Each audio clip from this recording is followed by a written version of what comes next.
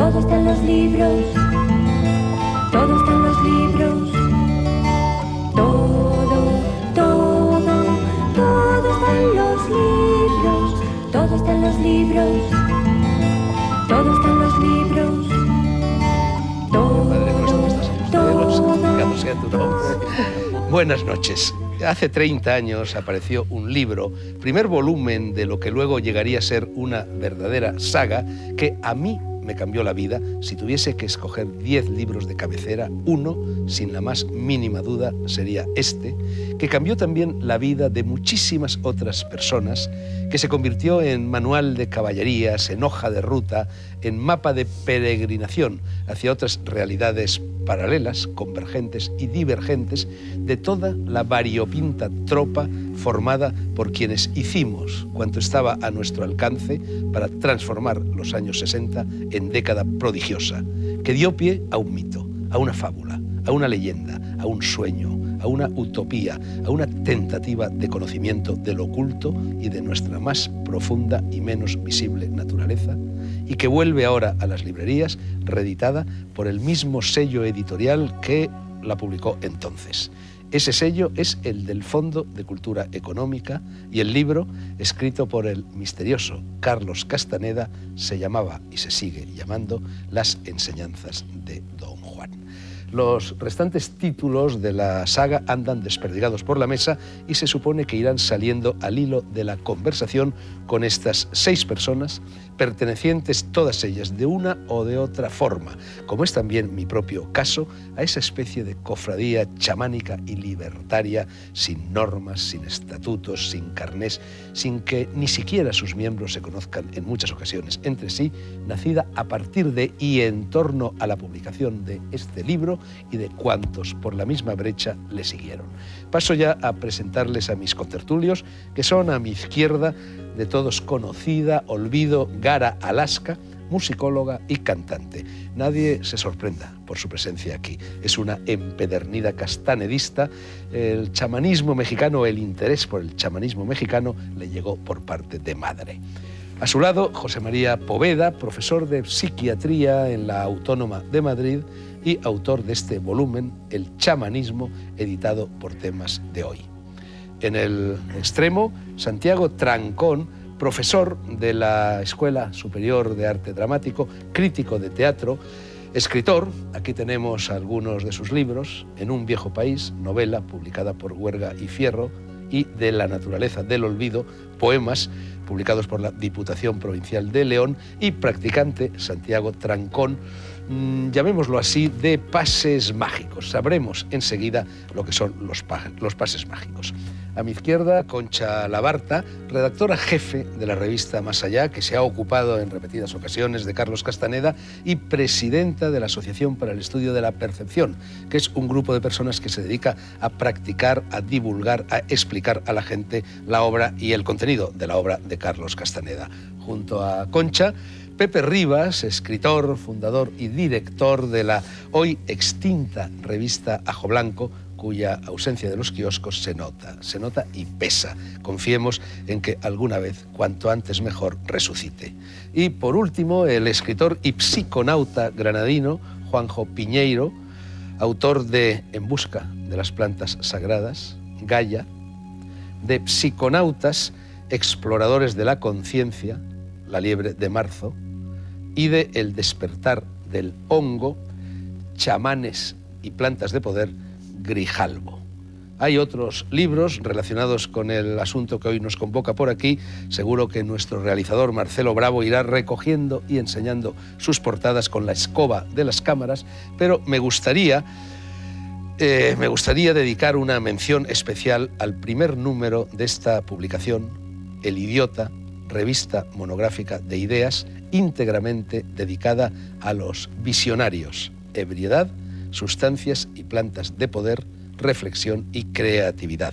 Aquí estamos casi todos los buceadores del espíritu por caminos de transgresión. Pepe Rivas, Fernando Arrabal, Antonio Escotado, Juan Carlos Usó, Hoffman, Josep María Ferigla, Aldous Huxley, Junger, Platón, Carlos Castaneda y, más modestamente, yo mismo. Alaska, o mejor dicho, olvido. Háblanos de tu relación con Carlos Castaneda, si es que lo conociste, supongo que no, y, en cualquier caso, de la relación con sus libros. No conocía a Castaneda, y todas las informaciones que tengo relacionadas con las personas que le conocieron son contradictorias, como todo en la historia del misterioso Castaneda.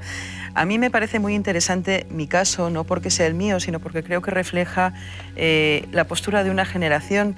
Mi generación estaba un poco de espaldas al descubrimiento de los 60, al descubrimiento de Castaneda y de cómo se asimiló por parte de la contracultura, sobre todo de la contracultura californiana.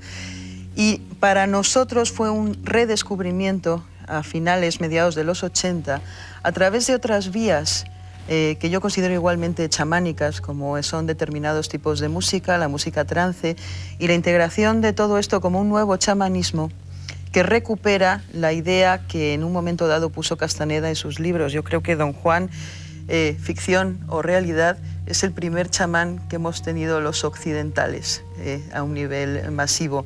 Y todo lo que está en los libros de Castaneda es ese viaje iniciático que empezasteis vosotros con vuestra generación y que tras un periodo, no diría de letargo, pero diría de incubación, se ha redescubierto por parte de una juventud que sigue otros métodos, que probablemente integra en su mundo occidental las tradiciones de los chamanismos tradicionales, como el chamanismo mexicano. Y me parece muy, muy interesante. Bueno, yo creo que hoy tenemos que ser todos, intentarlo, por lo menos un poquito pedagógicos, porque a lo mejor hay muchísimas personas que nos están escuchando que no saben a ciencia cierta quién es Carlos Castaneda. Así que, si os parece, vamos a empezar por contar la historia de Carlos Castaneda, concretamente la historia de ese primer encuentro que se produce entre Carlos Castaneda y un brujo yaqui en una estación de autobús de Sonora. Yo creo que quizá, Concha, podrías tú evocar ese encuentro. Bueno, pues Carlos Castaneda estudiaba antropología en la Universidad de la UCLA de Los Ángeles. Fue a hacer una tesis doctoral sobre el uso de las plantas alucinógenas por las culturas nativas mesoamericanas, en concreto las mexicanas, y allí fue donde, bueno, pues tuvo este encuentro definitivo que cambió su vida. Se encontró con el chamán, don Juan Matus. Él, en principio, ya digo que su idea era la de hacer una tesis doctoral, es decir, la de permanecer como espectador, incluso como juzgón, desde fuera, de qué es lo que estaba ocurriendo allí y cómo estos indios manejaban las plantas psicotrópicas para alterar sus estados de conciencia, pero esas eran sus ideas iniciales. Aquello cambió completamente porque en el curso de los años, pues Carlos Castaneda fue abandonando cada vez más la academia, cada vez más la antropología, para acabar convertido en un heredero cultural del propio don Juan, del chamán. Es decir, Carlos Castaneda se convirtió, diríamos, al chamanismo. El primer encuentro que tú relatas es este encuentro que él tuvo en una estación de Arizona, donde algo de lo que don Juan no dijo, porque es mucho más de lo que don Juan no dijo que de lo que dijo, a Carlos Castaneda le causó una profundísima sensación, una impresión honda, que le lleva a volver a buscarlo. Es decir, ese señor sabía algo, tenía secretos que él quería conocer, ¿no? Y ahí empezó pues una relación que duró, pues, creo que unos 13 años aproximadamente, hasta que don Juan abandonó el mundo, en la que Carlos Castaneda pues nos va haciendo partícipes en sus libros de cuáles pues todos los procesos de su iniciación para cambiar su perspectiva del mundo. Enseguida vamos a hablar de los libros, pero antes me gustaría, José María, que tú nos dijeras en qué medida los libros de Carlos Castaneda y toda su visión del mundo aporta algo nuevo al chamanismo tradicional de los pueblos iberoamericanos, o prácticamente es más de lo mismo. Lo que hace sobre todo, yo creo que es dar una estructura muy fácil de entender, porque las primeras veces que incluso pues, los propios españoles, cuando llegan a territorio maya o a territorio azteca, pues son desbordados por una cosa rarísima frente a la que rechazamos muy rápidamente todo lo que representaba. Esta fórmula, al entrar desde un contexto académico y suministrar un paso a paso de lo que ha dicho Alaska, de un proceso de iniciación, pues hacía la cosa mucho más digestible. Entonces, es ese momento donde lo que antes estaba desestructurado, a través de Castaneda, empezó a tener una estructura digestible por nosotros. Y en ese momento fue posible el que, por ejemplo, en la relación terapéutica superásemos algo que en la física ya estaba superado, que era la dualidad sujeto-objeto. Como has señalado, entra Castaneda un poco distanciándose Sin embargo, de repente salta lo que se ha llamado etnocentrismo, que es ver el mundo desde mis propios ojos, y es capaz de ver con respeto la visión del hombre que tiene delante y desde ahí construir un mundo. Esa yo creo que es una de las cosas que se aportan ahí, la posibilidad de entenderlo muy clarito y de entenderlo además en relación con uno, y donde uno además se enriquece con el mundo del otro. Ese mensaje de no vivir el mundo desde nuestro ombligo, sino ver que hay otras culturas tan poderosas que están ahí y de las que podemos aprender, es una de las cosas que se han puesto negro sobre blanco en estos libros. Pepe, ¿qué supuso Carlos Castaneda para quienes en los primerísimos, no digo ya años, sino días, semanas, meses del postfranquismo fundasteis esta revista? Antes. Nosotros fundamos el Ajo con Franco vivo. En fin, yo creo que salió supuso... el Ajo? En el 73. Entonces yo creo que esto supuso... O sea, yo creo que la Ilustración rompe toda la relación de Europa o de la cultura occidental con el mundo mágico. El mundo mágico no es otro mundo que el mundo de la visión, a través de una sensibilidad, a través de unas sustancias que te pueden ayudar y de un maestro que de alguna forma te enseña el buen viaje frente al mal viaje. Yo creo que para nosotros Carlos Castaneda representó la recuperación de esas tradiciones antiguas que estaban en Europa, por ejemplo, el cáliz de Cristo, ¿qué es? La transformación de el vino en sangre, ¿qué es? Es un poco esto, todas las brujas de la Edad Media, toda la cábala.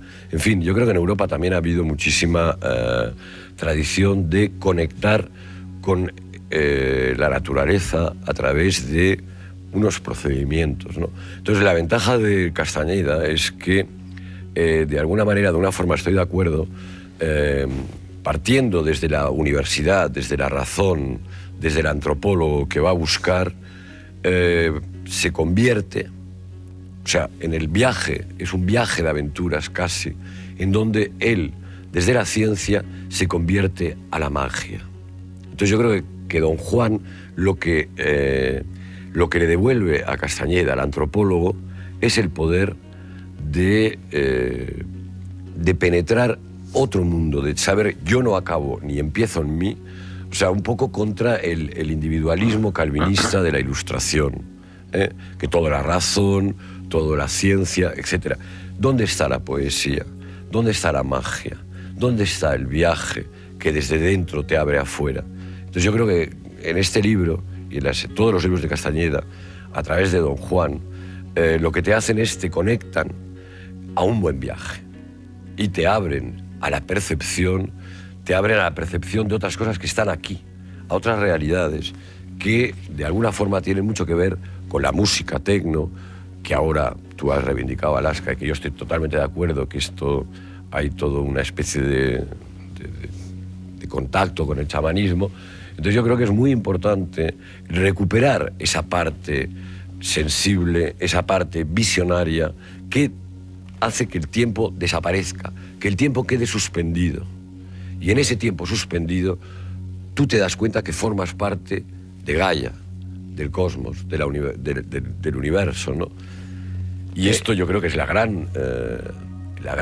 que le debemos a Don Juan, ¿no? Juanjo Piñeiro, yo creo que tú eres el más joven de todos los presentes. Aquí hemos hablado ya personas que pertenecemos a generaciones o a subgeneraciones diferentes. Una es la de Alaska, otra es la mía, otra es la de Pepe Rivas, muy limítrofes todos, otra es la de José María Poveda, pero tú que eres la última persona, digamos, en el tiempo que llegas a Carlos Castaneda y que llegas sobre todo, me imagino, a través de tus viajes en busca de los hongos sagrados por tierras asiáticas y sobre todo por tierras americanas. Para ti, el más joven de todos, ¿qué supone ahora hablar de Carlos Castaneda?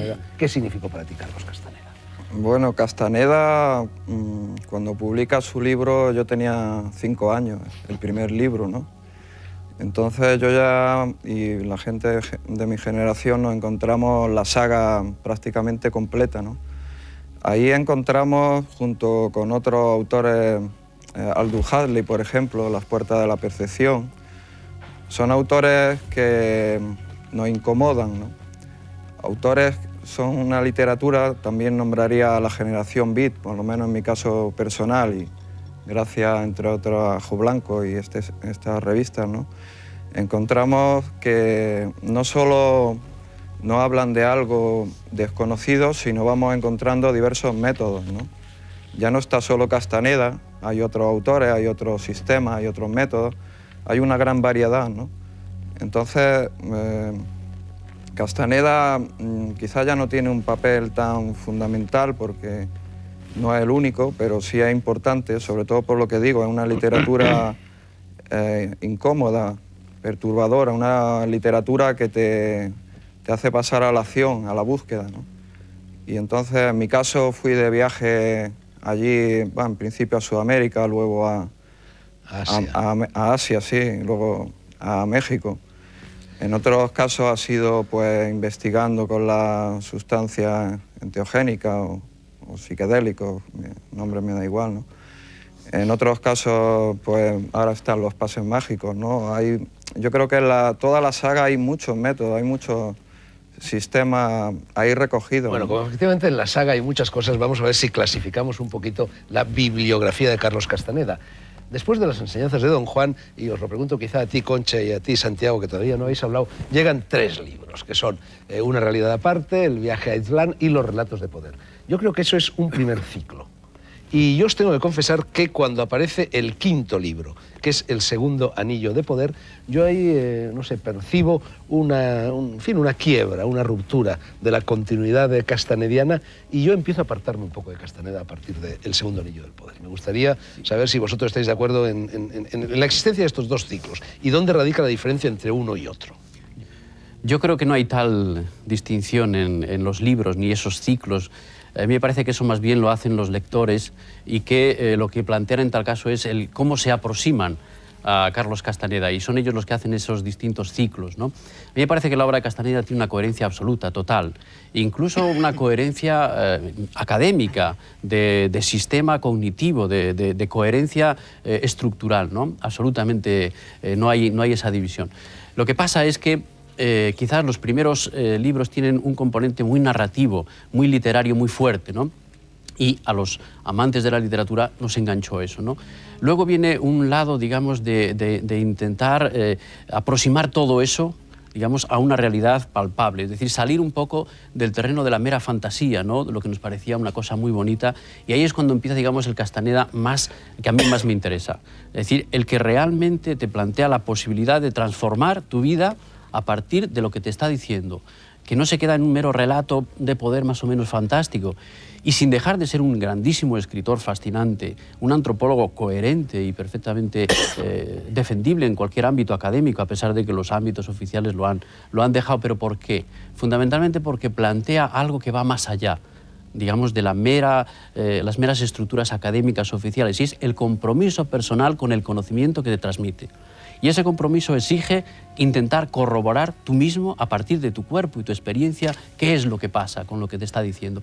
¿Es posible realmente cambiar la percepción del mundo? ¿Es posible realmente adentrarse en mundos sin necesidad de drogas? Porque esa fue su primera puerta, pero luego la abandonó, porque él quería dar una puerta que sirviera para cualquiera y acercarlo a cualquiera.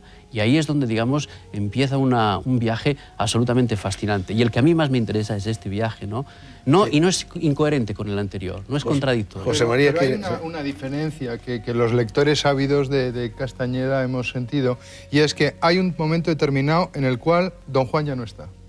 Y esto pasa a partir de 1980. Y anoche yo pues me metí en Internet, que es uno de mis vicios públicos y notorios, como sabes, Fernando, y marqué Castaneda.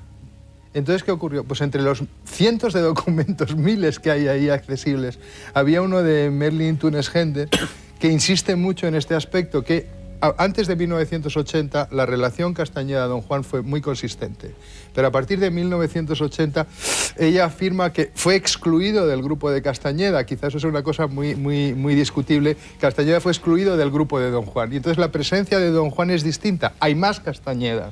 Y en este sentido el compromiso de cada uno de nosotros que pueda tener con Castañeda y lo que él dice está ahí más, pero la información sobre Castañeda ya no está, y hay otro tipo de cosa, y es muy importante ese otro tipo de cosa, pero la frescura originaria, a partir de la cual por lo menos yo me nutrí y me resultó muy fácil de seguir, estaba en esos primeros libros que ha señalado, en ese primer ciclo. Luego ocurre una segunda cosa, pero esa segunda cosa es más Carlos Castañeda que está muy bien, y menos Don Juan. Bueno, vamos a hablar un poco del personaje. Yo he dicho que era un personaje misterioso, también Olvido ha utilizado el mismo adjetivo, e incluso ahora unos estamos hablando de Castaneda y otros de Castañeda. No se sabe muy bien si nació en Perú, si nació en Brasil. Tú, Concha, lo conociste, tuviste 8 años de contactos con él. Realmente, ¿quién era Carlos Castaneda? Castaneda, Castañeda, brasileño, peruano, ¿qué? Imposible responder a esa pregunta, no porque no quiera, sino porque Carlos Castaneda era un personaje que se reinventaba a sí mismo continuamente. Antes hablabas de 2 ciclos en los libros. Yo no hablaría de 2 ciclos, hablaría de muchos más. Diría que su vida era un permanente cambio, lo cual iba además en consonancia con su predicamento, porque él afirmaba que vivimos en un mundo de energía y que la energía está fluctuando continuamente y que está cambiando continuamente. Sí que es cierto que en los primeros 4 libros hay una presencia de Don Juan más fuerte, es la presencia del maestro.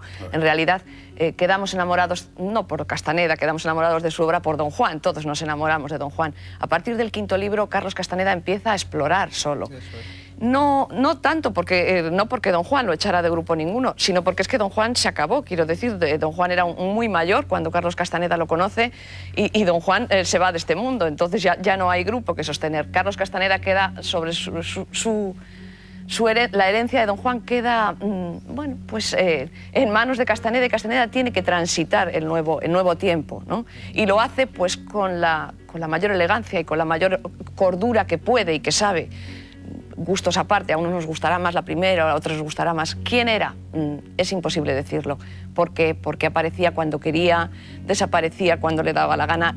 No es sus libros no solamente son literatura, verdaderamente él vivía lo que dice en sus libros. Era un individuo sin rutinas, no se le podía... Tú fuiste la segunda española, por lo menos públicamente, que lo conociste. Carmina Ford lo conoció antes, escribió una larga entrevista con él, y luego, ¿tú cómo lo conociste? ¿Dónde? Yo lo conocí en un viaje suyo personal que hizo a Madrid. Nunca supe los motivos. Él llegó con 2 mujeres de su grupo, 2 mujeres que practicaban el chamanismo con él. Y los motivos de aquel viaje totalmente desconocidos. ¿Por qué yo tuve la suerte de estar en ese momento? Tampoco te puedo responder a eso. Lo cierto es que ahí sí que entablamos una relación que perduró a lo largo de los años, ¿no? Pero él era simpático. Él era extraordinariamente simpático, era pequeñito, de altura, una persona nerviosa, muy dinámico, no podía estarse quieto, un remanente de energía absoluto, un sentido del humor extraordinario, muy inteligente, muy observador. Era una persona con una intensidad, diríamos, que enamoraba, enganchaba. Si no sabemos muy bien quién es porque una de las enseñanzas de Don Juan consistía en borrar la propia historia. Y él lo hizo continuamente. Lo cual coincidía con Krishnamurti, por ejemplo. Es decir, el peso de nuestra memoria, de lo que hemos sido, nos clasifica, nos encasilla, nos determina, nos quita libertad, ¿no? Antes me preguntabas dónde había nacido. La versión que a mí me dio es que nació en Brasil. Digo la que a mí me dio porque a otras personas les dio otra. Sí, entonces... en Cajamarca también, en Perú, exacto. ¿no? Como el Inca, ¿no? Verdaderamente el asunto es que todo este tipo de preguntas con las que uno acudía a Carlos Castaneda cuando lo conocía, de dónde naciste, dónde vives, se te iban desdibujando a medida que tratabas con él. A la media hora ya no tenías ningún interés en saber ni dónde nació, ni dónde vivía, ni cuál era su... Es decir, él te llevaba a vivir de otra manera. Podemos decir que el conjunto de la obra de Carlos Castaneda, en definitiva, es una teoría del conocimiento, un sistema cognoscitivo para entender la realidad. Bueno, toda gnosis es una práctica, ¿no?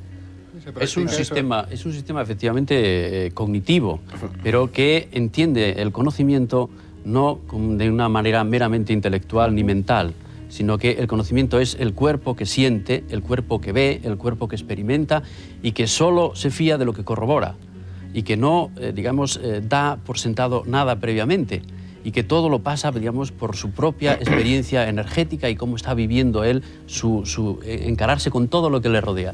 Ni le aleja del mundo, digamos, ni le mete en una burbuja mental. Y esa es a mí me parece algo muy revolucionario, que el conocimiento es un conocimiento absolutamente corporal, entero y energético, y que no cabe, digamos, el alejar, digamos, en la mente cosas muy bonitas si luego tú no las llevas a la práctica. Y ese lado práctico es el que realmente aleja a muchos lectores meramente intelectuales de Castaneda del verdadero sentido de su obra y lo más fascinante y lo más asombroso, que es la posibilidad que uno que tiene de vivir lo que él está contando, de saber que eso no es un cuento y que uno puede corroborar paso a paso todo eso. Bueno, ahí es donde entra el mayor interés de la obra. Nos quedan un par de minutillos antes de la publicidad y para muchísima gente, para muchísimos lectores, decir Castaneda es decir sustancias enteogénicas, es decir, drogas psicotrópicas, psicomiméticas, llamémoslas como queramos. En los primeros libros, ya se ha dicho, él utiliza el humito, la datura, la hierba del diablo, el estramonio, el peyote, y luego, en cambio, desaparece. ¿Por qué? Era una farsa al principio, siguió utilizándolas después. ¿Qué significa este escamoteo? Yo creo que estas sustancias lo que te permiten es romper la muralla que te ha creado la educación recibida. Eso. Romper rutinas, diría él. ¿No? Murallas, se diría. Murallas, canales de energía, chakras, como quieras llamarlo. Entonces yo creo que estas sustancias, cuando se saben tomar y se toman en el momento adecuado, en el lugar adecuado, y tienes el maestro, don Juan, que te enseña a hacer todo el proceso, entonces realmente cuando tú has abierto el chakra, ves la áurea de la gente, ves cuando una persona te está diciendo verdad o mentira, rompes el tiempo lineal, entras cósmico o circular de los budistas. Tiempo visionario. Exacto, y entonces yo creo que esto es un poco la primera parte que tú dices que te gusta de Carlos Castañeda. Yo creo que lo que te está explicando esto. La segunda parte yo creo que es una parte mucho menos literaria, como decías tú, y es una parte más para científicos, para antropólogos o para... Yo creo que... porque es menos viaje, es otro viaje. Más reflexión segunda, pero que experiencia primera. Pero a mí lo que me interesa es romper. En 30 segundos, Pepe y resto de la compañía. Una persona que en estos momentos quiera seguir las enseñanzas de don Juan y de Carlos Castaneda, ¿debería empezar por acudir al consumo de esas sustancias o puede prescindir de ellas? Yo creo que no. Hay muchísimos sistemas de entrar en trance. Ahora, la cosa es cómo usar... Pero incluso para el que no ha roto murallas o rutinas. Eso es, sí. También hay sistemas. Y una vez rotas, quedan rotas, que es lo interesante de todos estos aspectos. Una vez que están abiertas, quedan abiertas. Que es muy curioso, porque es lo que se decía antes de la esquizofrenia, que es que antes de ser esquizofrénico no es de una manera y cuando viene la esquizofrenia, catapum, ya la cosa no va a ir para bien. Y esto es un poco la demostración de que crisis llamadas psicológicas fuertísimas pueden tener un extraordinario valor para que la personalidad se consolide, se desarrolle y las emergencias no sean psiquiátricas en el sentido negativo, sino emergencias espirituales. Y eso es lo que se ha planteado a partir de estas lecturas. Sí, ¿no? Y no hay que olvidar algo que Carlos Castaneda repetía a menudo, y es que aunque don Juan utilizó este tipo de sustancias en una parte de su entrenamiento, había otros alumnos, otros estudiantes del chamán que jamás requirieron estas sustancias. Él insistía en que si estas sustancias fueron utilizadas con él es porque él era especialmente duro para romper los... Ahí está la clave, ¿no? En el viaje de Estelán, él explica que don Juan le dice, bueno, en tu caso. Pero claro, en nuestra sociedad ese es el caso de muchas personas, ¿no? Al margen de lo que digan en los libros, un autor es a favor, otro en contra, el caso es que se están usando. Muchísimos jóvenes usan esa sustancia. Lo que podemos hablar es qué papel cumplen, no depender de ellas. Son sustancias despertadoras. Con ellas por sí mismas no te van a dar nada más que eso, ¿no? Ahora, experiencias cercanas a la muerte, como la que ha tenido en días recientes la propia Pantoja, pues pueden dar un poder transformador extraordinario. Porque es la vida... Te refieres a los de la grabación del programa, porque se emitirá dentro de algún tiempo. Sí, hace un tiempo, ¿no? Entonces, que era cuando de repente te encuentras con la muerte, te encuentras con situaciones límite, te encuentras con algo que te desborda, y sin embargo que está aquí mismo y está todo el día. Entonces esa experiencia para Castañeda fue necesario a través, pues eso, de la mescalina, de la datura, que es una cosa muy fuerte y con la que hay que tener muchísimo cuidado. El estramonio, y el estramonio, porque precisamente pues puede dejarle a uno muy fuera de cobertura. Y los champiñones. Si te das cuenta, en el primer libro no son precisamente las más recomendables. Claro, ¿no? el libro termina diciendo que había sido derrotado por el primer el primer enemigo del hombre de conocimiento, que es el miedo, ¿no? A este tipo de sustancias. Perdonadme, tenemos que interrumpir. Viene la publicidad. Quien quiera aprovechar el parón para tomarse una ración de champis en la taberna más cercana puede hacerlo, y quien prefiera, en cambio, sentarse en la posición del loto, meditar y conseguir exactamente el mismo resultado, también puede hacerlo. Seguimos repasando las enseñanzas del brujo Carlos Castaneda en negro sobre blanco. Y como una de sus principales lecciones se refería a la conveniencia de que cada ser humano borre su propia historia, ya lo hemos dicho, para no verse falsificado, disecado, encasillado por ella, no voy a mencionar una vez más los nombres de los 6 cofrades castanedistas que me acompañan. Santiago, ¿qué es la tensegridad? ¿Qué son los pases mágicos? Los pases mágicos son movimientos corporales, físicos, energéticos, que han estado descubiertos por los brujos del México antiguo y que se le transmiten a Carlos Castaneda, y él los rehace y le da un sistema consistente y los ofrece a cualquiera que los quiera practicar. Supone una tradición antiquísima, mantenida en secreto durante muchísimos años, que de repente Castaneda dice que eso ya no tiene ningún sentido el mantenerlo en secreto. Vamos a ver una escenificación de los pases mágicos y tú nos lo sigues explicando. Y lo más importante es, digamos, que parte de la idea de que somos como esferas de energía, que en el roce de la vida cotidiana y en la preocupación por uno mismo, pues perdemos constantemente esa energía, y esa energía queda al alcance de nuestras posibilidades siempre que hagamos algo para recuperarla. Los pases mágicos lo que hacen es recuperar esa energía y devolvernos un poco el ánimo, el bienestar, la posibilidad de enfrentarnos al mundo y de cambiar a partir de ahí, con esa energía, nuestra percepción de la realidad.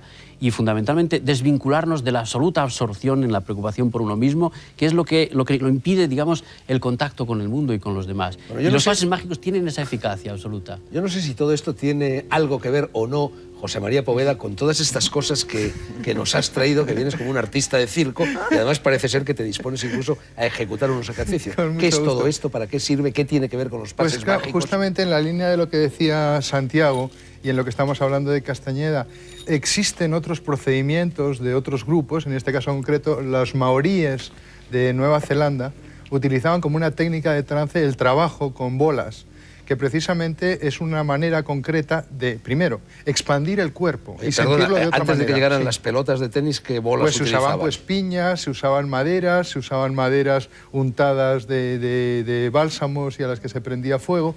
Y entonces, ¿eso qué hace? Pues primero, lleva los hombros hacia atrás, hace que el pecho salga más, hace que la columna vertebral se alinee, hace que los golpes de movimiento salgan de las caderas o incluso de las rodillas. O sea, mejora la gracia, porque muchas veces cuando nos sentimos desgraciados, como se apuntaba, no tenemos la gracia en el cuerpo, no tenemos la baraca.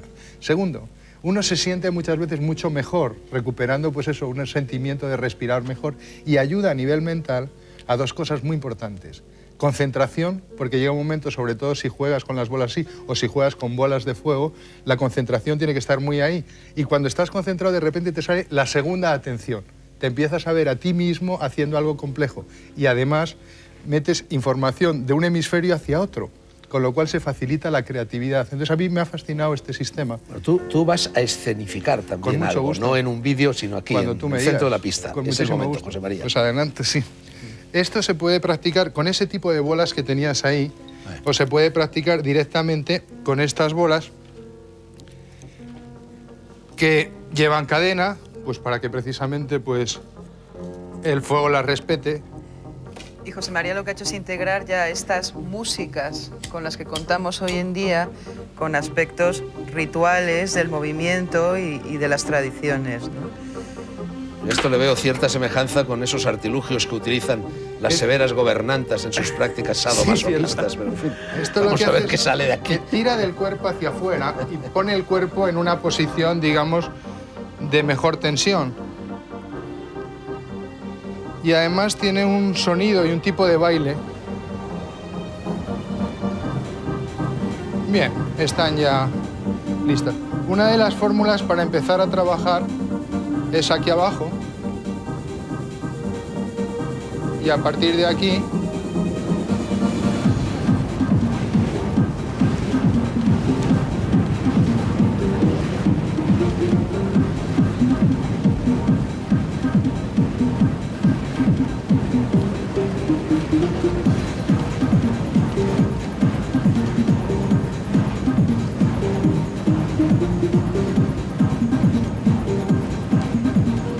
En esta suerte de iniciación shivaíta cuenta no solo el fuego, ¿no? Cuenta también el sonido del fuego, ¿no? el sonido es muy Supongo que importante. el micrófono lo estará recogiendo. Porque no es solo un fenómeno de visión, sino es verse dentro de un círculo de fuego, como la diosa Shiva.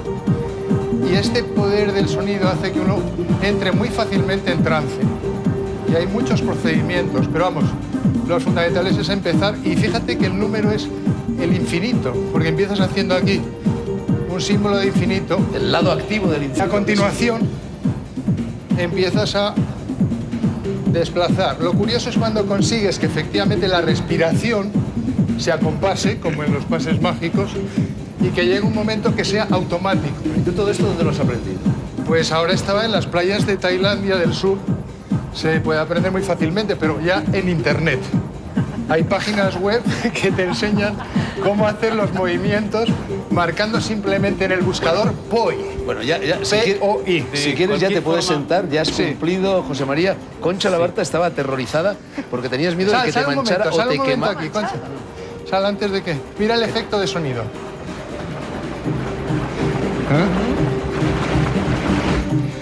Bueno, ya se ha apagado. Concha, eres una mujer valiente, Fernando, porque... No, perdón un momento, Santiago, que es que le quería preguntar a Concha, estaba aterrorizada, decía, por miedo a que José María Poveda le manchase o le quemase esa blusa que fue un regalo de Florinda, Sí. una de las herederas de la tradición chamánica juanista, ¿no? Sí, sí, don Juan tuvo varios discípulos, aparte de Carlos Castaneda, había otras 3 mujeres que han trabajado con él durante todas estas décadas. Una de ellas era Florinda Donner Grau y esta camisa era un regalo suyo, por eso que ponía especial cuidado en que no me la manchara, ¿no? Sí. Bueno, hablemos un poco de la muerte. ¿Cómo murió Castaneda? No lo sé. Porque se ha dicho que tenía cáncer de hígado. ¿Eso es verdad o no? No lo sé. Yo, la última vez que lo vi, no tenía la apariencia de ser una persona enferma. Esto es todo lo que puedo atestiguar, ¿no? Yo no estaba allí. La muerte de Carlos Castaneda, fíjate, no sabíamos cómo vivía para saber cómo murió, ¿no? Alguien debe de saberlo, pero no es mi caso. Bueno, ¿no? ¿y cómo murió don Juan? Te lo digo porque en cierta ocasión me contaron que en el mismo momento en el que murió don Juan se desencadenó el terremoto de Ciudad de México. Pues la fecha que Carlos Castaneda siempre dio para la desaparición de don Juan es el año 85, creo. Que creo que fue cuando fue el terremoto de México. O sea que sí coincidiría, sí. ¿Cómo murió don Juan? Todavía lo sé menos. Tengo el relato de Carlos Castaneda. Es un relato mágico, un relato alternativo. Según la tradición de estos chamanes, cuando una persona ha acumulado suficiente energía, suficiente poder personal y llega el momento de despedirse de la muerte, es posible también, no solamente han vivido de una manera alternativa, sino que también mueren de una manera alternativa. ¿Cómo? Conservando toda su conciencia. Carlos Castaneda decía que aquello había sido un espectáculo para sus ojos, porque don Juan y su grupo de brujos habían desaparecido como luces, ¿no? Girando, ¿no? Y que se elevaron hacia el cielo y que él lo vio, desde luego, esta es una descripción. Él habla del linaje de los guerreros de la luz, ¿no? Sí, sí, efectivamente. Sí, como la serpiente de Quetzalcóatl, el mito de Quetzalcóatl, el de la serpiente emplumada, los guerreros que dan una vuelta en torno a la tierra y se despiden definitivamente. Pero, ¿qué es la muerte en el chamanismo? ¿Qué es la muerte en las enseñanzas de don Juan? ¿Es el paso a una realidad aparte? ¿Dónde está don Juan? ¿Dónde está Carlos Castaneda? Si es que están en alguna parte y si es que lo sabéis, claro. Es desde luego una consejera, ¿no? Y eso ha sido uno de los mensajes fundamentales, porque además permitía lo que tú apuntabas antes, superar el miedo. Uno de los miedos que existen en todas las personas es el miedo a la muerte. La superación del miedo a la muerte tiene que ver mucho con eso, con tomar la muerte como consejera, como alguien que te ayuda a hacer las cosas mejor o a hacerlas con más conciencia. En ese sentido, entonces, la muerte desde el chamanismo no es algo que acompleje, sino todo lo contrario, que es además, por ejemplo, lo que buscaban otras técnicas psicoterapéuticas, como el propio psicoanálisis, pretende que uno observe la muerte y se observe su vida desde otra manera. Y el chamanismo ahí va a la misma, a expandirlo y no solo negar la muerte, no es negarla, es afirmarla, pero para que nos ayude a ser pues, más impecables, para que vivamos, como decía Santiago, con más profundidad la existencia y, como decía Castañeda, para que vivamos una vida que valga la pena ser vivida. Porque si no, el miedo hace que nos pongamos torpes, que nos pongamos concretos y que nos peguemos solo a la razón, como habías apuntado tú antes. Tiene que ver con el ego. Yo pienso que aquí estamos hablando de una muerte o una disolución del ego como igual que Castaneda habla de la importancia de perder la propia importancia, todas estas técnicas y todas estas sustancias divinas lo que provocan es esa disolución del ego, ante el cual evidentemente la muerte no es ese atroz monstruo que nos acecha, sino que es un paso de conocimiento, porque una vez disuelto el ego, la muerte no es un enemigo, es sencillamente un tránsito y una consejera. Entonces yo creo que tiene mucho que ver con el ego, con la pérdida del ego, con reinventar el ego, que es todo lo que estamos hablando. Una pérdida del ego positiva, porque cuando se habla a veces de enfermedad mental sería justo la pérdida del ego negativa. En cambio, esto es una afirmación de la trascendencia que existe más allá del ego, más allá de lo personal, transpersonal. Claro, y sobre todo porque cuando tú asumes que tú también eres energía, que no solamente eres razón, y que tú estás en unión con todo y que el tiempo no existe o puede existir otro tiempo, entonces, claro, la muerte, todo lo que ha sido es, porque, claro, en Occidente el tiempo es lineal, tiene un origen y tiene un fin. Si tú ya te metes en un tiempo diferente, en un tiempo circular, y tú eres energía y te asumes como energía, asumes toda tu parte energética, claro, la muerte es un paso. Pero la energía permanece, se transforma, esto físicamente la ciencia ya lo ha demostrado. Entonces, claro, nosotros si hemos sido energía, pues vamos a mantener de alguna forma que no podemos racionalizar, que no podemos comprender, pero sí podemos vivir. Sí, eso, por ejemplo, es parte del trabajo que tú mismo has hecho, cuando tú a través de Ajo Blanco has generado cosas que muchas veces los demás todavía no habíamos visto, pero que formaban parte de tus visiones, y esas visiones las puedes tener porque estás más allá del ego, en una visión global, ¿no? Y cuando uno tiene esa visión global, anticipa. Claro, yo creo que todo es cuestión de abrir la sensibilidad. O sea, de no tener miedo a tu sensibilidad, de captar cosas raras y no tener miedo. O sea, yo creo que el miedo... Porque Aldous Huxley llevaba a las puertas de la percepción, Claro, cuando toma la mescalina, ¿no? Con miedo no se puede hacer nada. Y luego, lo que está pasando ahora pues con la gente joven que se toma pastillas sin saber lo que está tomando, tampoco es bueno. O sea, es decir, esto es bastante más serio y de lo que parece. Entonces, en este momento, comprar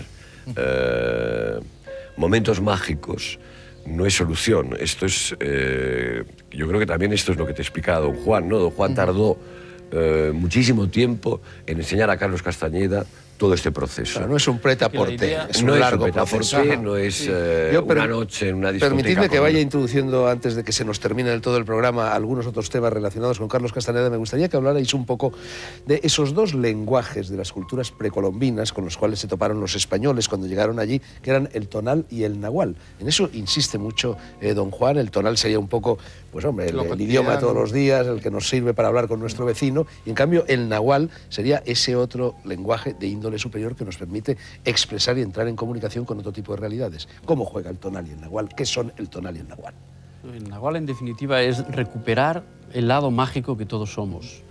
Todas nuestras posibilidades energéticas, perceptivas, evolutivas, que están bloqueadas y cerradas por la absorción y la preocupación por uno mismo, por el yo, por la socialización, por toda una serie de, hasta por la propia sintaxis, que nos dice el mundo es así y nada más. Y no existe nada más que eso, ¿no? Y cualquiera que, digamos, se tome en serio que él está sintiendo que el mundo es algo más, dice, voy a explorarlo.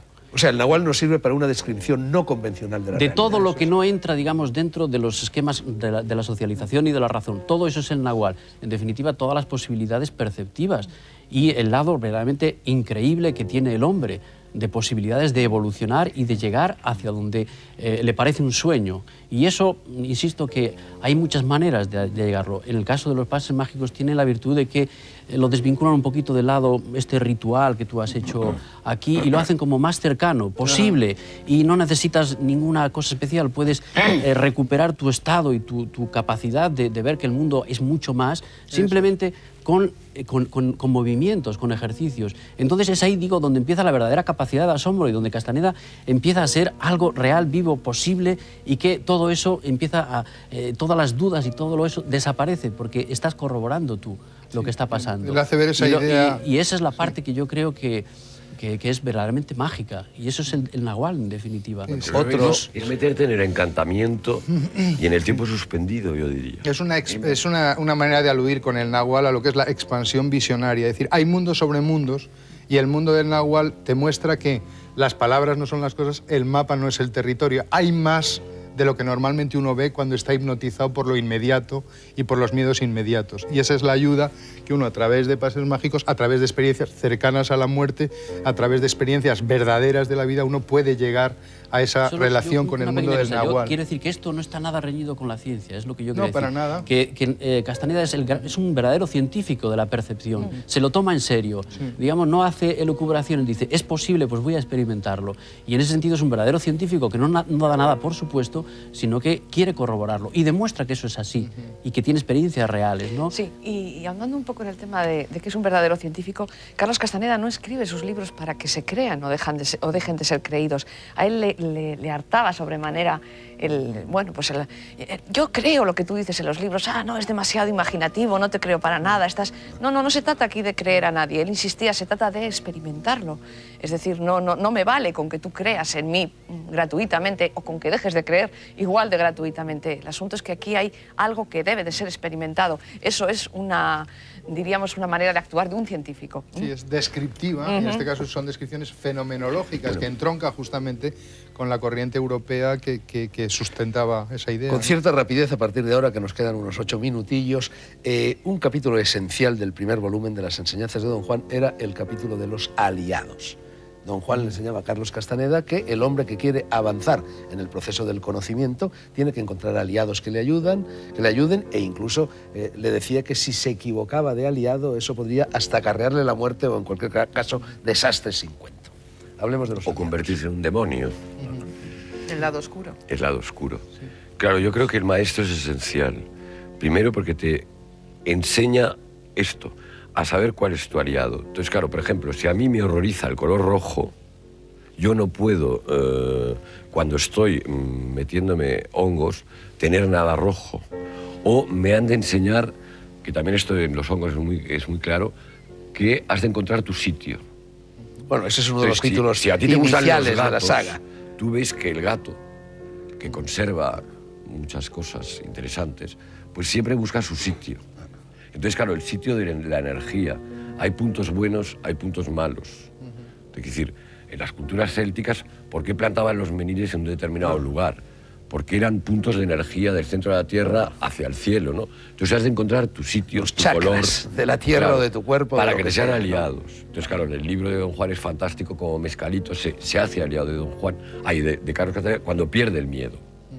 Yo diría que en la batalla del miedo es muy importante, ¿no? El miedo a uno mismo también, ¿no? Claro. Porque cuanto más poderoso sea el método, la técnica, más eficaz, más va a aparecer tus propios miedos. Hemos hablado de la muerte, podemos hablar de mucho, ¿no? La sombra que hablaba Jung, ¿no? Tu parte oscura, la parte oscura de todo el mundo, de la existencia, ¿no?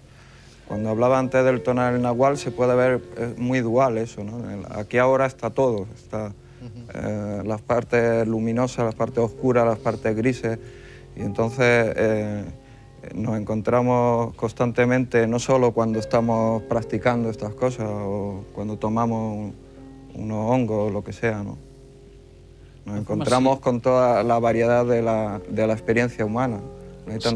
Que si uno se toma en serio las cosas concretas que dice Carlos Castaneda, uno descubre que aliado puede ser cualquier cosa, que no necesitamos maestros, que realmente lo importante es recuperar la confianza en nuestra propia conciencia y que esa conciencia te va diciendo cuando algo es un camino reconocer cuál es tu aliado. Sí, a lo mejor para ti es distinto. Efectivamente, no va a ser para todos igual, por supuesto, pero la recuperación de la confianza en uno mismo, en el sentido de escuchar la propia energía, el propio cuerpo y hacia dónde te dice la conciencia, lo que dice seguir el camino con corazón, eso suple todos los aliados, porque todo se convierte en aliado, todo te sirve. Todo es útil, el conocimiento está disperso por cualquier lugar. Ahora, efectivamente, como apuntaba Pepe, hay aliados muy concretos, como pueden ser animales, como pueden ser personas que en el mero hecho de pensar en ellos o de tenerlos presentes actúan como una sintonía. Son los animales de poder. Que te ponen en un trance, eso es como los animales de poder. Lugares de poder. Que te ponen en un trance, en una disposición especial, en un tiempo que se llama no de Cronos, Saturno, sino un tiempo de Kairos. Entonces los aliados te van a permitir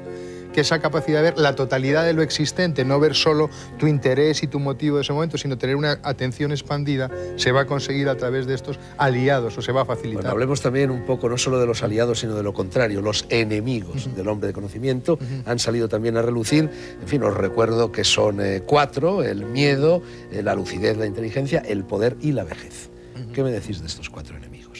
Tú, por ejemplo... A mí me parece, es de las cosas que me parecen más definitivas. Cuando don Juan hace este relato de los 4 enemigos del hombre del conocimiento, además es un don Juan que ya está al final de su camino como chamán, a mí me parece tremendamente certero. Para mí fue Es quizá una el cosa... capítulo que más me deslumbró de todos, sí, ¿no? El que me es echó al un- camino. Ajá. ¿no? Y además es que luego uno, a medida que transita o trata de llevar eso a la experiencia, que es lo interesante, pues se da cuenta de la certeza absoluta de las palabras del viejo chamán, ¿no? Efectivamente hay un primer enemigo que es el miedo a romper la protección. Y digo que es la protección, es siempre una protección entre comillas, pero nos sentimos protegidos por el orden social, eso es cierto, ¿no? Nos sentimos como, no lo estamos, pero eso es lo que creemos. En el momento en que se desbaratan los límites del orden social, pues da miedo, ¿no? Da miedo. La descripción de la realidad no es como creíamos que había sido, ¿no? Llega un segundo paso que es la claridad. El hombre que ha conseguido vencer al miedo entra en un proceso de claridad donde todo le llega de una manera directa, ¿eh? Y entonces esto... antes a las que hablabas del ego, efectivamente, pues aquí cae totalmente en la trampa del ego otra vez. ¿Y qué más trampa del ego que es el siguiente paso, el poder, ¿no? Todos los que hemos tenido tratos con chamanes hemos conocido a muchísimos chamanes totalmente atrapados en su propio poder, ¿no? Y ya por último, el de la vejez, a mí me resultó terriblemente demoledor, ¿no? Porque era que me costó más trabajo entender. Sí. Tardé años en entender. ¿Ahora qué es ya lo lo que quería. entiendes? Sí, ahora ya lo entiendo. Hace ya mucho que lo entendí, creo. Sí.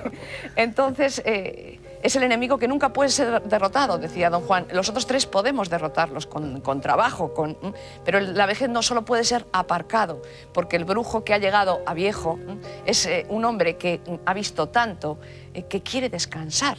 Y eso es precisamente lo que no puede permitirse, descansar. Eso es, o sea, todo lo que sea mantener, porque primero habla del miedo, algo emocional, luego se va ya al plano cognitivo-mental y luego habla del poder como algo social, pero en la vejez precisamente es donde si uno mantiene la curiosidad, la frescura del primer día, la frescura de vivir... La vejez es detenerse. Si no eso, te es decir, no eres ya viejo. me lo sé todo, es incluso, no me lo sé todo, todavía quedan una serie de historias. Exacto. Y si yo vivo las cosas con curiosidad, luego tendré por la noche, curiosamente, sueños REM, que son los sueños novedosos que si uno está muy viejo, ya no los tiene, pero que teníamos muchos cuando somos niños o cuando hemos vivido un día nuevo. Entonces es como vivir cualquier edad de la vida con una conciencia fresca que nos permita seguir soñando Y a de este día y respecto, de a mí lo noche. que me asombró de la personalidad de Castaneda era esto precisamente. Yo cuando lo conocí era ya un hombre viejo, era un hombre mayor, pero tenía el entusiasmo y la viveza de un niño.